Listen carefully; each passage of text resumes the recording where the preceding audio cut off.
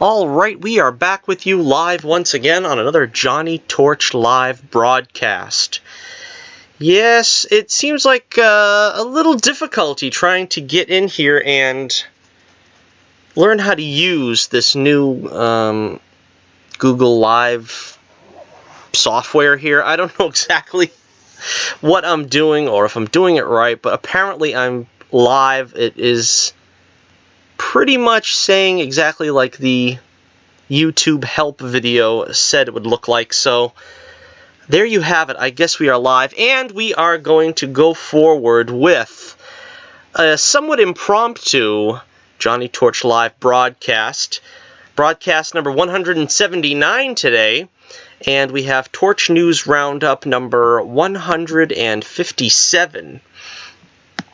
This is the show that was supposed to air on Saturday, on our usual Saturday spot, the only way to spend your Saturday here with us on the Johnny Torch Live program. But again, like I said, I actually did the show and nobody was listening because it wasn't getting through. But now I think I've mastered it. I don't think anything will stop me now from being able to continue on with these live broadcasts.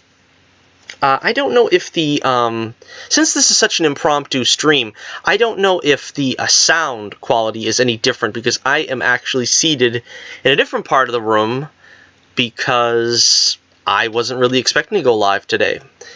But I had to try it out. I had to see if it was going to work. So I'm not exactly prepared here, but I do have the notes here before me. So we will do the show. We'll continue on and do the show as originally planned. Hopefully I'll be as passionate and demonstrative as I was talking about these topics on Saturday when I was talking to an empty room.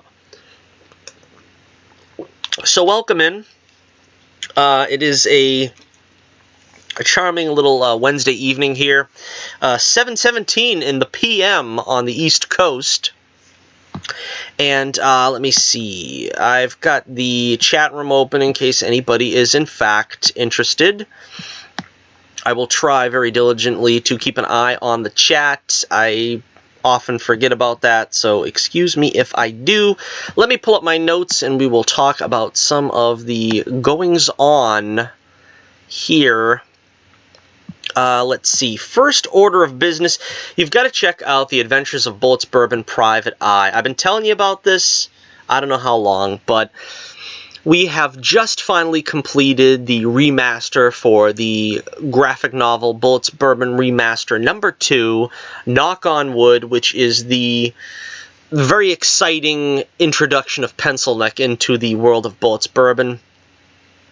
He, of course, being one of his main adversaries, and it is in the hands of my editor right now, even as we speak. He is putting together the project for print, and it should be out for your Christmas purchasing season, or Christmas season purchasing, something like that. Anyway, I'm contemplating doing another Indiegogo. I know I did one for the last graphic novel that didn't really generate much, but if you're interested in supporting, please let me know, and maybe I will get that Indiegogo ready. It's kind of a tough season to be doing another Indiegogo. We're getting close to Thanksgiving, and I don't know, usually they say they warn off doing a Indiegogo close to the holidays. I'm still considering it. Right now, I just began work on Bullets Bourbon number 1, the number 1 remaster, and oh dear lord, this is going to be a challenge if there ever was one. This is, I have a lot of work ahead of me with this one. This is going to take, I'm almost back to square one. Honestly, I look at the I look at the panels I have to work with, and I wonder, didn't I have a ruler back then? Wasn't I, you know, fortunate enough to have a ruler at my disposal? Because a lot of these panels need to be resized. Of course, a lot of the dialogue balloons are squashed in with way too much dialogue trying to fit in a panel. It is going to take me at least 6 months, possibly 8 months. It took me 4 months to do my second remaster, about 4 months, yeah. And this is probably going to be twice as challenging, but I'm dedicated to giving the best product I can to my readers. I want it to be something that both me and the reader can be proud of purchasing. I know comics are expensive, especially when you're putting together a project like I am. The most recent one that we're working on, the second remaster, is 40 pages, put in 4 pinup pages. 2 of them are sketches of Bullets Bourbon's pad, as I call it, which was never really intended to see the light of day. They were just for my own, benefit, but of course, they are included. We have a couple of pinup pages as well, one of pencil neck, one of the 3rd issue cover, which, of course, we don't need now because it's all in one book. But the 2nd issue, the cover, knock on wood, which is a very popular cover, at least it's one of my favorites. That, of course, is going to be the front cover. We've got a 2-page afterword. I love writing those, because mostly I love reading forwards and afterwards. I love when the artist/writer will tell you what they were thinking and what the inspiration was for a lot of the stuff that goes on. I like the behind-the-scenes stuff. I'm one of those guys that will get the behind-the-scenes stuff on the Blu-ray if possible. So hopefully you enjoy that. Also, let's see, we have the When the Night Comes graphic novel. That is our most recent release. That is up for purchase. If you check the link in the description below, you can check a couple of preview pages. Those, I stress, are preview pages. They weren't finished. Those weren't finished pages. I put them up basically to, give everybody a taste, but those, of course, those pages were fixed up and remastered as well, so you're going to get an even better looking book than what those pages portray. But yeah, check out The Adventures of Bullets Bourbon Private Eye. We are just going full steam, and hopefully by spring of next year, hopefully the first remaster will be in the books, and we can go back to doing the continuing saga.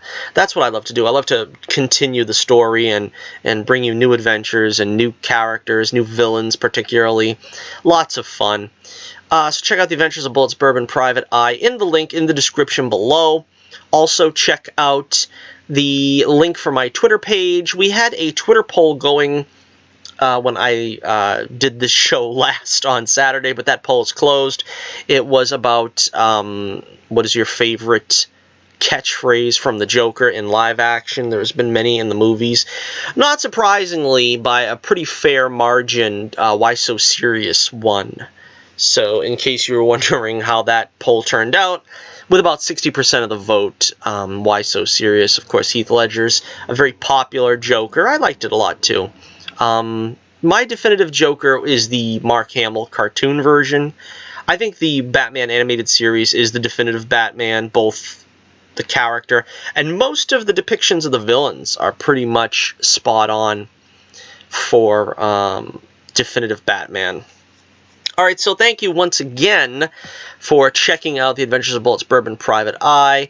And I tell you, you're really going to love the book. Like I said, I'm just doing my best to put together a fine product, and you won't be disappointed. If you're a fan of old school, superhero comics, I would say in the vein of Batman the Animated Series, which was part of the inspiration for Bullets Bourbon, the sort of art style, the Bruce Timm style art I kind of tried to adapt for myself. And if you like the classic 80s, late 70s / 80s action series on television, which is also part of my inspiration, I think you'll love Bullets Bourbon. It has sort of the, the flair of the A-Team, Knight Rider, MacGyver, the stuff that I grew up with as a kid, being a 80s baby. And, again, check it out. Let me know what you think. I'm always interested in hearing what the readers have to say, and we will transition from that to readers' comments here. We got a mailbag segment, mailbag, as we like to say here, And we are going to read some of the, let's see, some of the comments that I got in the comments section in the past couple of weeks. First up, let's see, Jacob Leone, which is one of our newer subscribers, says, "Hello, I am here showing support. Thank you, Jacob." And I checked out Jacob's channel. He has a gamer channel, so if you're into video games and so forth, be sure to check out his channel. He is one of our faithful subs here, and you know, I mentioned him in our last video as well as being one of our new subs, so let him know that you have subbed to his channel and Johnny Torch sent you. Alright, let's take a look at some of the comments on my Wonder Woman video, which is a very popular video. I did a retrospective on Linda Carter's Wonder Woman series from the 70s, and Tony Andrade had a comment saying, "Excellent review. I remember being 5 years old and looking forward to the show coming on once a week with my Mego Wonder Woman doll." Yeah, I had that too. That was a lot of fun. It was the I think it was like the 12-inch size, something like that. And didn't look very much like Linda Carter, but it was pretty much all we had in those days.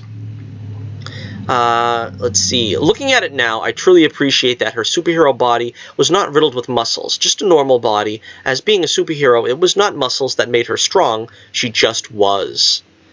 Thank you for the comment, Tony, and I agree. I agree 100%. I don't think that you need to be, you know, with a lot of musculature in order to be a superhero. Wonder Woman was always particularly drawn, you know, as being sort of a slim and slender heroine. Spider-Man is another character who is, you know, fairly light on the musculature, depending on who draws him. Maybe he's a little more beefy, but basically he has sort of a lighter frame, and you know, he still has the strength to pick up cars over his head, you know, the proportional strength of a spider. So yeah, I agree. I don't think you necessarily have to draw heroes with, like, huge muscles. You know, it depends on the character, of course. I think, you know, Superman, Batman, they're a little more on the classic barrel-chested variety. Maybe She-Hulk would be a bit more muscular for a female hero. You know, it has to fit the character. And, you know, as you said, I believe Wonder Woman was probably a character that was more designed to be sleek-looking and still possess incredible strength and power. We have one more comment on my Wonder Woman videos, and if you haven't checked that video out, please check that video out if you're a fan, as I said, of, you know, 70s/80s television. The retrospective on Linda Carter's Wonder Woman is one of my most popular videos. I do a sort of 30-second review on probably about a dozen episodes, and I give a brief overview on how the series changed and adapted every season to sort of a new, you know, outlook from the 1940s version, which was, I believe, on ABC, and then the show, I believe, moved to CBS, where they transitioned to the modern day, the 70s. Wonder Woman came back into action. A lot of fun. It was a very fun show in both cases. I think the 70s version afforded a little more creativity because they kind of had to stay within the framework of the 40s, which meant that the only villains were Nazis and you know, the odd mad scientist. But the 70s, I think, kind of hit its stride. Of course, the downside of that is I think they also became a lot more of the, you know, run-of-the-mill, the way that the average action show is run. They kind of aped that. All right, Tenorregomania, I hope I'm pronouncing her screen name correctly, but Tenorregomania gave me a comment over a week ago. It says, "I was a big fan of the show, especially the first season. Always hoped for some romantic relationship to develop between Diana and Steve, but unfortunately Lyle Wagner was 20 years older than Linda Carter, so that never happened." I kind of asked the question in the video, why didn't their relationship ever take off? I think there was a couple of reasons. I think on the one hand, you know, it's kind of, I don't like to deal in rumor too much, but I think they didn't get along, Linda Carter and Lyle Wagner. I don't know that he is so much older than her. I'm not sure if that's the case. I think they kind of allowed him to look a little bit more aged than her in order to take out some of that potential romance. Again, as I said, there might be the case also that because Diana was romantically linked to some extent to Steve Rogers Sr. Steve Rogers, excuse me. Wrong Steve. Steve Trevor Sr., that maybe they didn't want her also romantically linked with Steve Trevor Jr. Let's see. When the show moved to modern times, it was revealed that Diana was 2,400 years old, so once again, romance was totally out the window. Unfortunately, Diana turned into a secret agent during seasons 2 and 3, parading around in fine clothes and driving a Mercedes convertible. She didn't even carry a gun, and whenever there was any trouble, she spun into Wonder Woman. Yeah, that's what I said about it kind of being a little bit more, run-of-the-mill type style actioneer, but I think, you know, the problem I had with the later seasons is they didn't have her in a secret identity mode. She always had the glasses off, and it lost a lot of that classic superhero feeling where originally she was sort of the dowdy secretary wearing the frumpy clothes and, you know, behind the huge glasses, and everybody didn't think anything of her, you know. And then, of course, that was sort of like her Clark Kent persona, where she was sort of the blend into the background, and Wonder Woman was the, you know, the va-va-va-voom, as they say. And then you move to the 70s, and suddenly, you know, she's wearing trendy clothes, and she doesn't wear the glasses, and it really didn't take a genius to put 2 and 2 together and figure out that she was Wonder Woman. That's kind of something you lose, I think, in the, you know, in the modern 70s Wonder Woman depiction. But thank you once again to everyone who wrote. I am, as usual, overjoyed to find comments in my videos. I'd love to read some more. Whenever you write to me, I, of course, read them in a subsequent broadcast.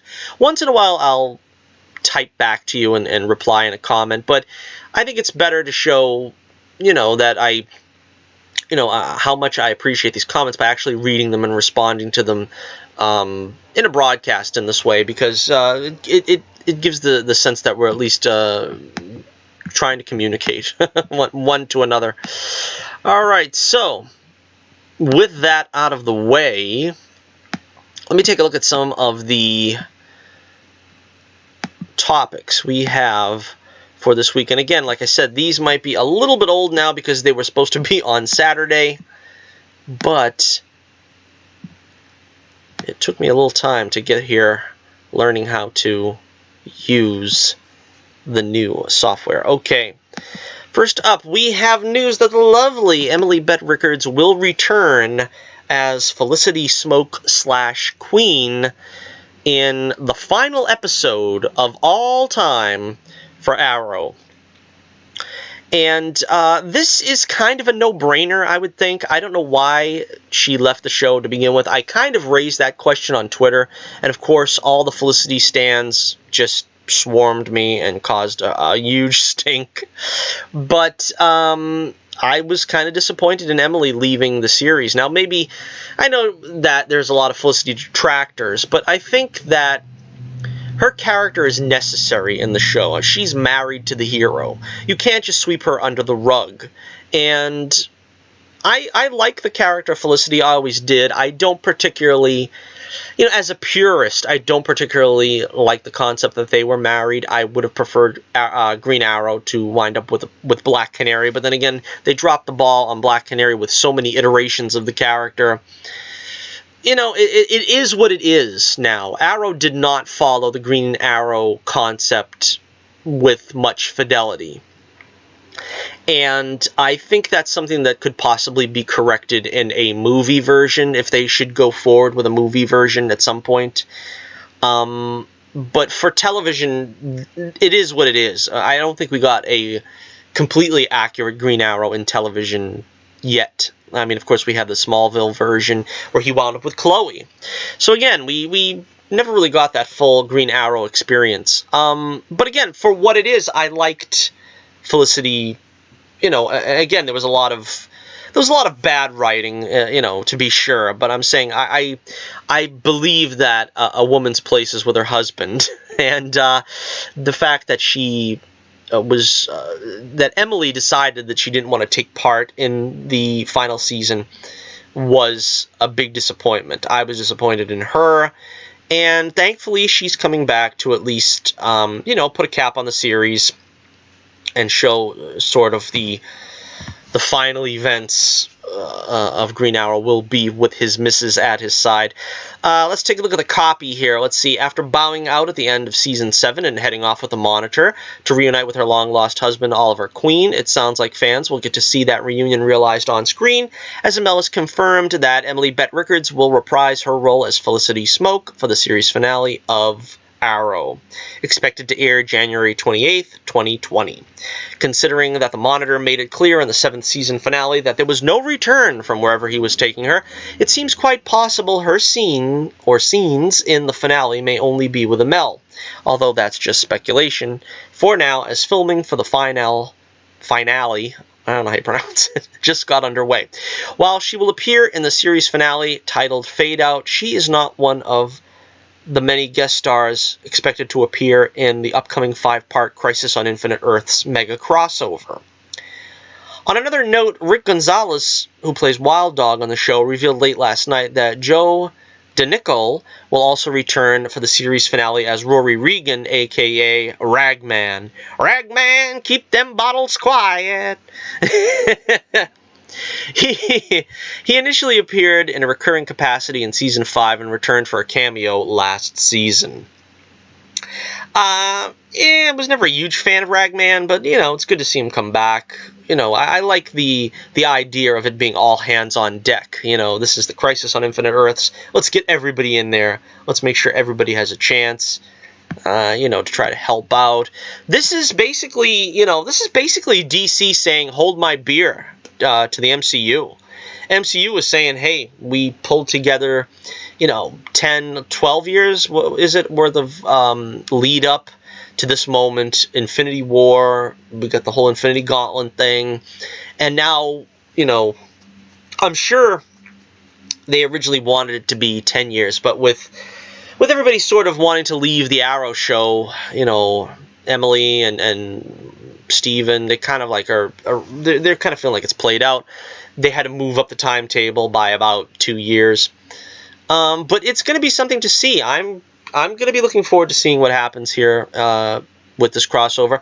The crossovers can be really, really good or really, really bad. I thought what was it called? Crisis on Earth X. I thought that was pretty bad. Elseworlds last year I thought was pretty good.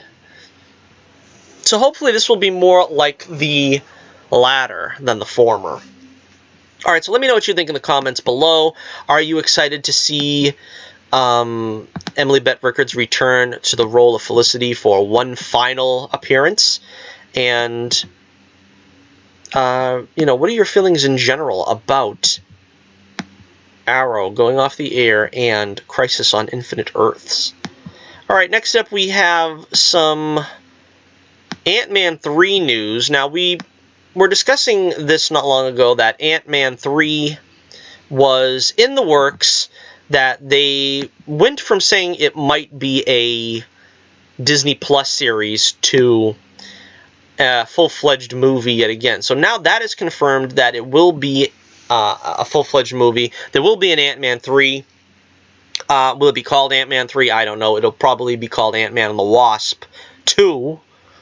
Who knows? You know, most likely it'll probably be Ant-Man and the Coming of Kazam or whatever. You know what I mean? I don't think they're going to try to put a number to this one. But they are going to round out the trilogy. The Hollywood Reporter has learned that Peyton Reed will return as director for Ant-Man 3, which will make him the third Marvel Studios director after James Gunn with Guardians of the Galaxy and John Watts with Spider-Man to be afforded the opportunity to complete their original trilogy. So it's kind of unique, it's unique territory there. I think the Russo brothers, they had a trilogy of their own, kind of. I mean, they called it Captain America 3, basically, but it was basically an Avengers movie, right? They kind of did 3 Avengers movies. Kinda, right? Plot details are currently under wraps, but barring any unforeseen circumstances, both Paul Rudd and Evangeline Lilly are expected to reprise their roles as Scott Lang and Hope Van Dyne. It also seems likely the pair will be joined by Emma Fuhrman, who made her debut as teenage Cassie Lang in Avengers Endgame. Production is expected to commence at the tail end of 2020, possibly the beginning of 2021, with Marvel Studios reportedly eyeing a 2022 release date. Also, filming will only begin after both Scott Derrickson's Doctor Strange and the Multiverse of Madness 5/7/21 and Taika Waititi's Thor Love and Thunder 11/5/21 have wrapped. Ant-Man 3 is now the second Phase 5 film to have been confirmed, joining Ryan Coogler's Black Panther 2, and with that film opening on May 6, 2022, it seems increasingly likely the currently untitled Ant-Man sequel will open on the latter of the 2 dates Marvel already booked for the calendar year, July 29th, 2022. This lines up with the release windows of the previous 2 films. Let's see, Marvel Studios is also expanding the Marvel Cinematic Universe in a huge way over the next few years, with big-budget TV shows on Disney Plus streaming service along with the usual theatrical releases. However, those of you concerned that the likes of WandaVision and Hawkeye being on the small screen will reduce the number of adventures in the big one really don't need to worry. Marvel Studios head Kevin Feige is working away. He will be making 3 or 4 a year, while Disney Studio co-chairman and chief creative officer Alan Horn recently told The Hollywood Reporter, and they are very different from one another, so we'll see. That is, of course, a reference to the likes of Black Widow and Eternals being released in theaters next year. It's good to hear we'll continue to see at least 3 or 4 Marvel movies a year moving forward, and when you throw in a few TV shows that are released on a weekly basis consisting of 6 episodes, it's hard to imagine not spending every month in the MCU. So, yeah, they don't look to be slowing down anytime soon, and I think that's wise, because I think at this point they're going to have to see what's sticking to the wall. They're going to have to keep throwing things at the wall, because they're kind of running out of properties that, are ironclad in popularity. You know what I mean? Let's like Eternals, and let's talk about another one right here that we're going to be talking about next, Shang-Chi and the Legend of the Ten Rings. This is a concept that I like the idea of, but again, I'm going to need a trailer. I'm going to have to see some some footage to really get into this and get excited about this. But, they're sort of relying on the D-listers at this point. So we have to hope that the TV shows can also, the Disney streaming service TV shows can sort of, lead up some interest into these other movies, such as Shang-Chi. With production on Shang-Chi and the Legend of the Ten Rings set to begin soon, some very interesting casting rumors have started doing the rounds. While the Mandarin is, of course, the movie's lead villain, it's now said that more major additions are being made via MCU Cosmic. Again, I'm glad that they're going back to the Mandarin, but I really, really wish that they could have had Iron Man going up against him. It's one of those things now where it's so politically incorrect where you can't have, a white American guy fighting an Asian, crime lord or whatever the Mandarin would be classified as. And that's just ridiculous, because now it has to be an Asian superhero to fight an Asian villain. And, it's like we've taken this whole sort of political correctness, this SJW nonsense to the nth degree at this point, when you can't have these, hero and villain fights be between, opposite races or something. It's just weird. The first villain is Steel Claw, and the actor who plays him or her will need to know martial arts. There's no character with this name in the comic books, but it could be code for Tiger Claw. Then there's Moving Shadow. Moving Shadow, that's interesting sounding. I'd never heard of that one. Razor Fist and Ghostmaker. Ghostmaker, that sounds interesting as well. That trio has clashed with Shang-Chi many times over the years, and it sounds like the hero will have his work cut out for him here. Interestingly, the site notes that a big rumor is that the movie may involve a Bloodsport-style underground fight tournament. That would explain why there are so many possible bad guys. That would be interesting because, you know, Marvel hasn't shied away from trying to do a different style, you know, movie, you know, like, for instance, the political thriller with the Winter Soldier, heist movie with Ant-Man, for them to try to do maybe a Van Damme actioneer with Shang-Chi, or, you know, maybe a Bruce Lee feeling to the film. That would probably be pretty cool. I would like to see that, yeah. Alright, so what do you think about Shang-Chi and the Legend of the Ten Rings? Let me know in the comments below. And we will check out another Marvel concept that is in the works, Moon Knight. Yes, Moon Knight. Everybody's been, you know, sort of eagerly anticipating that Moon Knight will, you know, be I don't know, a streaming service show at this point. I'm pretty sure that's what they're going for. Let's see. While we await word on the actor that'll be tasked with bringing life to Mark Spencer in the Moon Knight series, we have a potential update on one of the villains. The Fist of Khonshu will be squaring off against in the show. According to MCU Cosmic, a relatively minor Marvel baddie named Stained Glass Scarlet will be one of the first antagonists Spectre encounters. I am not familiar with this character at all, but then again, I'm not familiar very much with Marvel, with Moon Knight in Marvel at all either. She's a redhead, which leads me to believe from this photo that she's going to be race changed. Yeah, she's a statuesque with a, you know, crimson frock that has a slit in the most opportune area, and a crossbow. I'm not familiar with the character, but it looks intriguing if they realize her like that in live action, which I have every reason to believe that they won't. I really liked, for instance, Typhoid Mary, that character in the Daredevil comics, and when they brought her to Iron Fist, it was a completely different character, and it just didn't do justice to her at all. Alice Eve, I believe, played the Typhoid Mary in Iron Fist, which she wasn't bad personally, but it just did not reflect or resemble the Typhoid Mary from the comics whatsoever. Let me see. The copy says in the comics, Scarlet is an ex-nun who has a psychic connection with Moon Knight and can enter his mind via his dreams. That sounds interesting enough right there. Of course, Moon Knight's primary adversary is Bushman, but there's every chance he will also have a presence on the show. Bushman, wasn't he in the Luke Cage second season, right? Am I thinking of the right guy? I think he was called Bushman, or at least that was the character he was representing. I don't know if... was he ever called Bushman in the show? I'm not sure. But let's see. This source has been accurate when it comes to Marvel scoops in the past, but still best to take this with the usual grain of salt. Okay, so there you go. Would you like to see Stained Glass Scarlet in a Moon Knight television series? Sounds very exciting to me.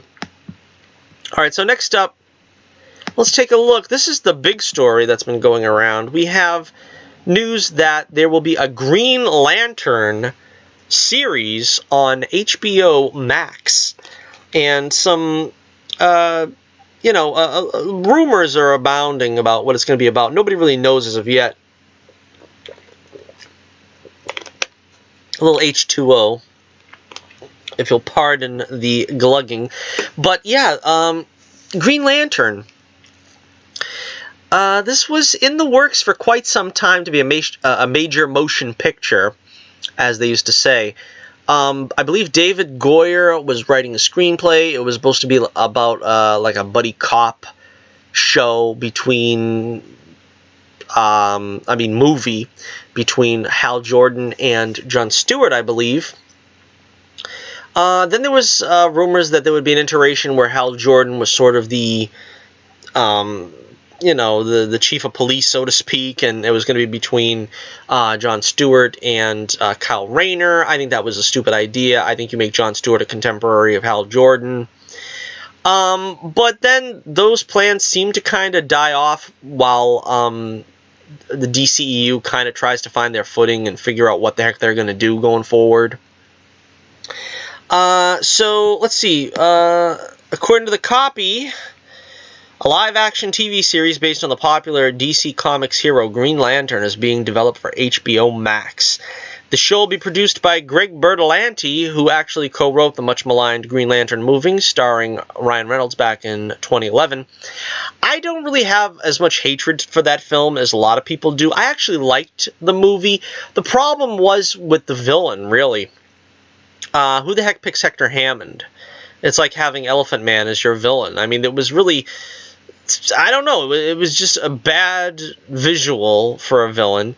It was also a bad he was just a wimpy, shrieking, unpleasant villain. I mean, maybe they could have written him better to make him a little bit more endearing or something, but it was a misfire, let's put it that way. But much like Fantastic Four, the Tim Story movies, where they managed to fail at the villain, but the rest of the stuff with the hero wasn't bad. I liked Ryan Reynolds and what they did with him. I mean, they kind of tried to make him a Tony Stark light, but for the most part, I liked it. I'm most disappointed that I don't think we'll ever see Star Sapphire come to fruition with... who's that actress now? Well, she's married to Ryan Reynolds now. Blake Lively. I would have loved to see her be Star Sapphire, but nope, not going to happen now, I guess. Okay, let's see. Both of these original DC properties we'll be creating for HBO Max will be unlike anything seen on television, said Berlanti. Now, again, this is on HBO, so I don't think they have the CW audience here. They're going to go to HBO because they want to be able to do the high-budget stuff. They don't want to have to, like, for instance, Legends of Tomorrow. They have to, break up Firestorm, like, 5 out of 6 episodes. They had to limit Adam in the shrinking suit. There's just like only so much they could do with the budget. So obviously on HBO you're getting a bigger budget and you can do some some cool stuff with the energy projections and constructs and stuff. The other show, seeing how it doesn't say it here, but they're talking about that one as well, is what's it called? Strange Adventures. Strange Adventures, I believe. It's an anthology series of cautionary tales set in a world where superpowers exist, and to what promises to be our biggest DC show ever made, we will be going to space with a Green Lantern television series. But I can't reveal any more about that just yet. All additional details for Green Lantern, including which members of the Corps the show will focus on, are indeed under wraps for the time being. They're crazy if they don't go with Hal Jordan, let me put it that way. I hope that they, have all the characters in the show, obviously. I want to see Jon Stewart, I want to see Guy Gardner, but you're crazy if you don't focus the show around Hal Jordan. You've got to make Hal Jordan the focal point. None of this bullcrap of taking, like, Kyle Rayner and building the show around him. No. You start with the best. And the best has always been Hal Jordan. Let's see. We do know that Strange Adventures will feature characters from the DC Comics universe and explore close-ended morality tales about the intersecting lives of mortals and superhumans. A lot of people jumped the gun when they heard Strange Adventures. They thought it was an Adam Strange show. Sorry to disappoint you if that was what you thought it was going to be, but no. This is going to be is basically what Stan Lee and Steve Ditko did with the original book that had the first Spider-Man story in it, Amazing Fantasy. It was also called Amazing Adult Fantasy, where they would just take like some sci-fi, it was sort of like the Twilight Zone. They would take a concept, they would throw a little sci-fi in, like the mummy that walked, and how did people react to it, and aliens are among us, stuff like that, sort of 50s paranoia type stuff.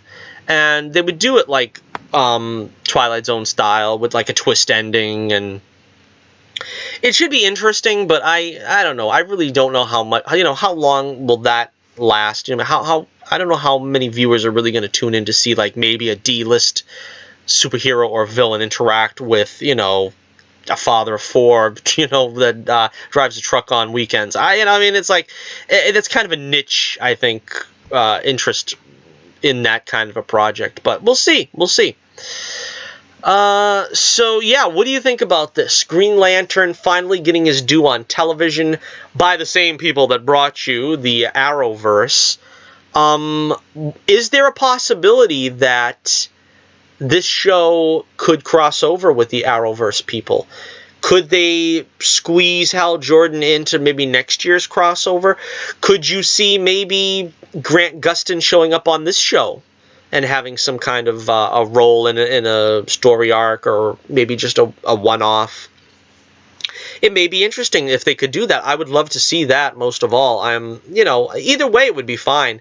They might have to like dial back the powers a little bit to put them on the Arrowverse, on the CW, but it would be good to see that this would exist in the same universe, especially now that they're consolidating all the universes into one timeline on the CW's Arrowverse. So now Supergirl will exist presumably in the same world as Flash and Arrow, Black Lightning as well. Exciting times to be a DC fan for television. And there is more yet to be excited about if you are looking forward to a upcoming Superman television show. Yes, a lot of people were expecting this to happen. I wasn't one of them. I didn't think they would pull the trigger on this show. But Superman and Lois is the name of the show, and it is in the works, and they're actually going to bring Superman back to the small screen, to television, for the first time in, I don't know, a dozen years. And it's also going to be, let's see, I think there's been a Superman TV show in every decade, I believe, a live-action TV show in every decade except the 70s, where Christopher Reeve brought him to the big screen, right? There was no Superman on television then. The past decade, I don't know, when did Smallville go off the air? Was that 2010? It might have just made it. This is going to be next year, so he won't have his own show possibly in this decade as well. But yes, they are in fact greenlighting a Superman television show using the same actors who are in the Supergirl television series portraying Superman and Lois Lane. A lot of people really like Tyler Hoechlin's version of Superman and Clark Kent, and as well as myself. I really liked him. I thought that he was worthy of getting his own show. Elizabeth Tulloch playing Lois Lane also, she was pretty good, I thought. I mean, not sort of not the traditional Lois Lane, but again, this is kind of what you can expect from the CW, you know what I mean? They're not going to go sort of the wide-eyed, admirative, Lois Lane. They're going to go more with the traditional strong woman trope, or whatever that you want to call that the CW does. I think this could be a good thing. This could be a bad thing. I think if you have John Cryer as Lex Luthor as a part of the show, that also would be very exciting. Let me read the copy here before I give any more thoughts about it. Let's see. Multiple sources are reporting that the CW, in collaboration with Warner Brothers TV, are developing a new Supergirl spin-off series titled Superman and Lois. Now, again, let me pause here for a second. This is interesting. A Superman TV show had to spin off from a Supergirl TV show. What does that tell you? That's kind of strange the way it's worked out, huh? Should be the other way around, one would think. The series would star Tyler Hoechlin and Elizabeth Tulloch in the title roles as DC Comics' most iconic couple. According to the synopsis, the series will tell an all-new story about the world's most famous superhero and comic books' most famous journalist as they deal with all the stress, pressures, and complexities that come with being working parents in today's society. This is where I find the problem. Now, the show is titled Superman and Lois, which obviously harkens back to Lois and Clark, The Adventures of Superman. I was not a big fan of Lois and Clark. I actually did not watch the show. I watched like 1 or 2 episodes of it, and it did feel like old school type, that they were trying. They were trying, unlike Smallville, they were trying to use Superman in a classic sense. Dean Cain, again, I love the guy. I didn't particularly feel that he was that indicative of Superman. I didn't want to see like a romantic comedy aspect on Superman. I much preferred that they would have played it straight, where it was Superman's story and the romantic shenanigans came in as a secondary storyline. Now, in this case, it's probably not going to be very much like a comedy, but they are going to focus on the fact that it's a relationship series. It's going to be, sort of a shipper's delight, so to speak. If you like Lois and Clark, you're going to love this show because it's basically going to be about them two raising a son. That is another problem I have. Now, they went off to Argo City, I believe a season ago, I can't even remember now, where Lois was to give birth to their child. I guess they're married. I don't remember really, but I think they're married in the continuity as well, which is like the comics. In the comics, they had a child, Jonathan, which I believe was adopted. I imagine they're just going to take that same concept and have it be just their natural child. But again, I have a problem with this. I don't understand why. With Superman, they always want to bring him down to our level. Superman is not supposed to be a character brought down to our level. Superman is supposed to be wish fulfillment. Superman is supposed to be, gee, I wish I could be him. And not only because of all the wonderful things he can do, he can fly, he's strong, he can basically do anything, but also because he's the most morally clear-cut guy. He knows right and wrong, and he's not going to play over morality in his mind. He has a clear concept of right and wrong, truth, justice, in the American way. Something that, of course, they haven't been allowed to say in the past, 15 years. But, so the wish fulfillment aspect of it is that he does not get brought down to our level where he has to deal with the daily, unpleasantries of life. You know what I mean? He has to change diapers. He's got to get to work on time. I mean, that's not a problem for Superman. Superman doesn't have a problem in the, in the secret identity department. If he has any problems in life, it's having to face down, a kryptonite robot that Lex Luthor built that's, 18 feet tall or something. But having the focus be on him as a dad, as a husband, I don't know who wants to see that. I don't want to see that.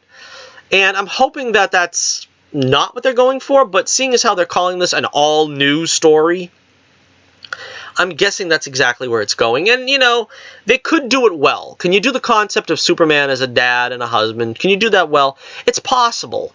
I don't think so, though. I mean, if you look at Superman 2, I think that puts Superman in perspective. The concept of you cannot put a mortal female above anyone else, that you have a duty to perform that is a higher calling, and that you can't do that and still be there to, put a new roof on the house for the wife and be able to take the kids to, daycare or whatever. That's basically, they're taking these great imaginative concepts and trying to squash them into everyday life, and I don't see that being a good thing. Never seen that as a good thing for Batman either. I mean, there's a lot of talk of Batman's gonna marry Catwoman. No, that's not something that either of them would do. Catwoman couldn't be tied down to a marriage, and Batman is too stuck up and, into his mission that he wouldn't be a good husband, and he knows it. And I never liked the idea of Damian Wayne. I never liked the idea that he has an offspring, Batman. I think they've done the best they could with that concept, but again, Batman is sort of bringing his brand of parenting to a group of sidekicks that need a father figure. But but to make him a natural father, I think even the concept of Damian Wayne proves that doesn't really work. And so that's what my concern is for this show. I worry that it's not gonna come off, as traditional.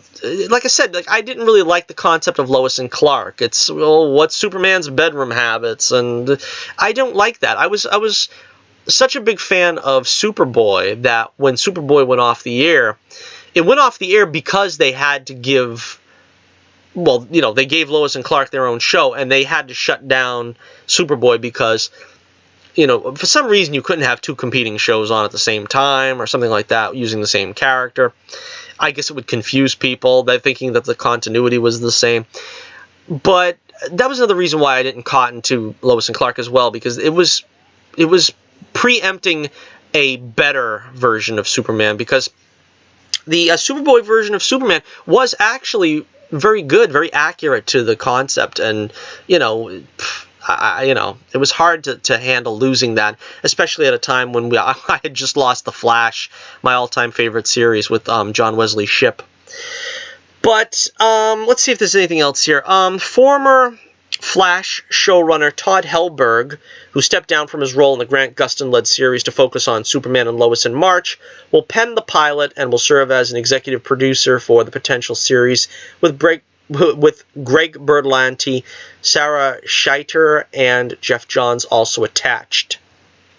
So, yeah, this is usually what they do. They usually the Flash is the top-tier series, and they're going to get the writers from the Flash. What's probably going to happen is we're going to wind up with, they're going to have to have some shipping in it, because they're already married, so the shippers have to have somewhere to go. So you're going to have the Superman crew, the way the Flash had to have a crew, Arrow had to have a crew, Supergirl had to have a crew. You're going to have the techie guy, the lesbian that's good at everything, the lesbian relationship that she may or may not have with another character that's a peripheral character. It's going to be in the same format as the CW. And that's something that concerns me as well, because it's we have to have all these same tropes, the same characters from all these shows filling the same role. And that may or may not sink the show, because I don't think Superman doesn't need a partner, you know what I mean? Superman does not need a sidekick. So if you're going to load it up with D-list DC heroes, you know what I mean? We don't need, Element Lad or whoever else they have. We don't need him, being the goofy, techie lab tech guy and, fill a role, just... It's weird. They seem to need that format. Now, I realize that you need to have co-stars on the show. It can't be just him, but they already ruined Jimmy Olsen, so we can't have Jimmy Olsen on the show. I guess he's been written out of Supergirl now. I am so far behind on these shows. I watched the first 2 episodes of The Flash and Supergirl and the first episode of Arrow. That's all I've seen so far. I got to get to watching some of them. I got to put a marathon on and just get caught up. I'm sure by Thanksgiving I'll get caught up, because, there's taking time off to catch up on all the shows. Let's see. Both Hoechlin and Tulloch are Arrowverse vets, with the former having appeared in multiple episodes of Supergirl and the latter joining him in last year's Elseworlds crossover. Both are also slated to reprise their roles in the upcoming Crisis on Infinite Earths crossover this December. Superman and Lois is now the second DC Comics series in development for the 2020-2021 television season, joining the Arrow spin-off Green Arrow and the Canaries, which will star Katie Cassidy, Juliana Harkavy, and Catherine McNamara. So, yeah, that's just about it. Rant over.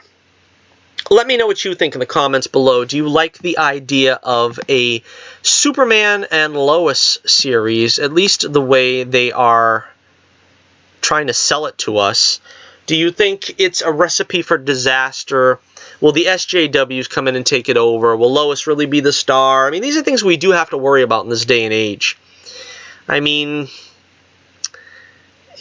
they turned Supergirl into, feminist propaganda, LGBTQ propaganda. What could they possibly do to Superman? Because they haven't been able to do Superman correctly, and they seem to want to tear him down. I think that Tyler Hoechlin is a good choice in the way he's been portrayed as Superman has been very positive. Will that change? Will that be ruined? Again, I'm not sure. Anybody's guess as to how that'll turn out. Okay, so thank you once again for joining me here on a very impromptu episode. I'm glad to have been able to get it in for Saturday's show, get it in sometime this week. We are going to do another show on Saturday. I would like to do a few more videos. Like I said, I've got so many things in the works that I never quite get around to doing. But I want to see if I can take the time to do a couple of videos a week, especially since I've got some more subscribers. I'm up to 102 subs now. I was up to 103. I don't know what happened to the 103rd, but if you're out there listening, be sure to sub again. Check and make sure you haven't been unsubbed. I know there's a lot of chicanery that goes on with YouTube, unsubbing people, and they purge if it's been a dead account for too long or something. I don't know. But be sure to like, share, and subscribe. Let your feelings be known to all that the Johnny Torch Live program is one of your favorite YouTube shows. Make sure you hit that like. And if you want to unlike, make sure you hit the unlike, because I think supposedly any form of interaction with the show helps the show. So feel free to dislike if you want, but I'd much prefer that you like. Make sure you check out the link in the description below for The Adventures of Bullets, Bourbon, Private Eye, my pride and joy. It's only the greatest action-adventure comic book series ever put to paper, but I may be a little bit biased. And, of course, we also have the link to my Twitter page where you can check out all the excitement and updates on the world of Bullets, Bourbon, and basically poll of the week questions when they are at the ready will be found there. I know there's a way you can do polls on your YouTube page, so maybe I should find a way to do that and maybe get a little more, try to get a little more interest in the YouTube comments. But I always read the comments on air live, so be sure to put your comments down here and you will find me answering them on a subsequent broadcast. So until next we meet, this is Johnny Torch reminding you once again, keep the flame burning brightly, and I'll be with you again real soon.